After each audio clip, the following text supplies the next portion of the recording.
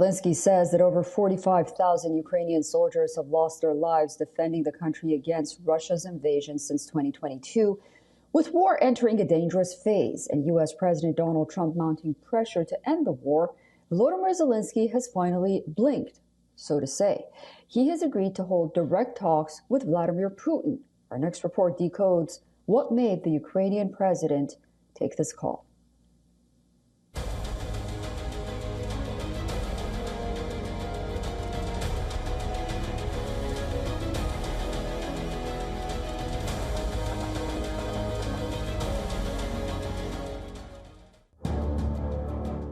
The war nears a breaking point.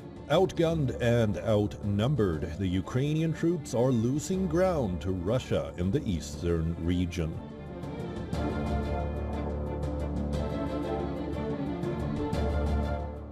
A decisive battle is playing out in the strategic city of Pokrovsk.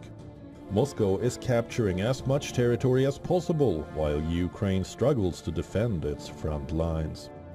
With time running short and Trump administration pushing for a truce, Ukrainian President Zelensky has agreed to hold direct talks with his Russian counterpart Putin to end the conflict.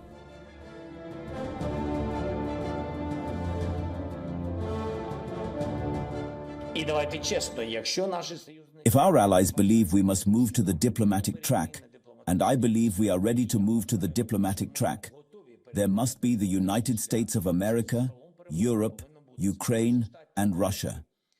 Isn't it a compromise already? We will talk to Putin. A conversation with him is a compromise for him.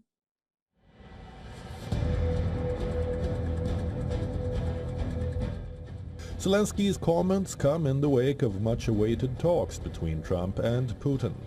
Although Trump promises to end the war in Ukraine, how exactly he ends to do that remains unclear.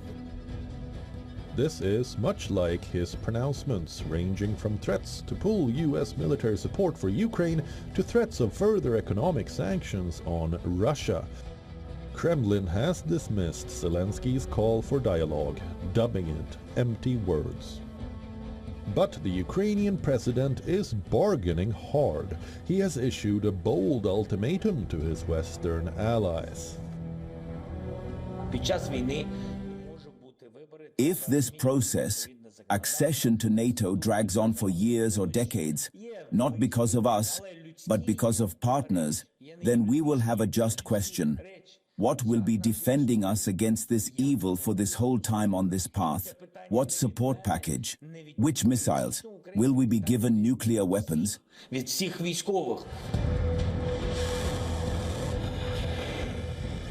With Russia calling Ukraine's demands absolute madness, the war seems to be far from over.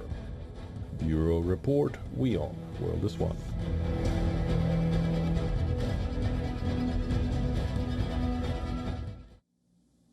We are now being joined by Dr. Volker Stanzel, former German ambassador. Mr. Ambassador, thank you so much for joining us on WION. What implications does Vladimir Zelensky's decision to hold direct talks with Vladimir Putin have on the future of Russia-Ukraine relations, this war, and perhaps the impact it might have on European security in the long run? First of all, let's look at two elements there. One is what your report just said. The war leads to a difficult situation for both sides. More than 5,000 dead Ukrainians. Russian troops die 97 persons per each square kilometer they conquer. This is a difficult situation for both sides, and it makes much more sense to enter the phase of negotiations. Now, to get there, it's difficult, but Zelensky had offered some while ago to Europeans and to the Americans that in exchange for more armaments, for more support, also political support, he'd be ready to make available the rare earths, these very valuable metals that you mine in the south of Ukraine, to his partners in Europe and the United States. And Trump has taken that and spoken about it and said that would be acceptable. He would offer more support for Ukraine in exchange against these metals, these rare earths. The problem is that the places where these metals are mined are in the south of Ukraine, and that is presently occupied by Russia. So how to move to a stage where Russia would make available the areas that they now hold for the Ukrainians to earn enough money to defend themselves against Russia. That's very difficult to see. But at least we have reached a point where this is enough of a reason for both Americans, for Europeans, for Ukrainians, and for Russians to at least make first tentative steps to come together. What does it mean for European security?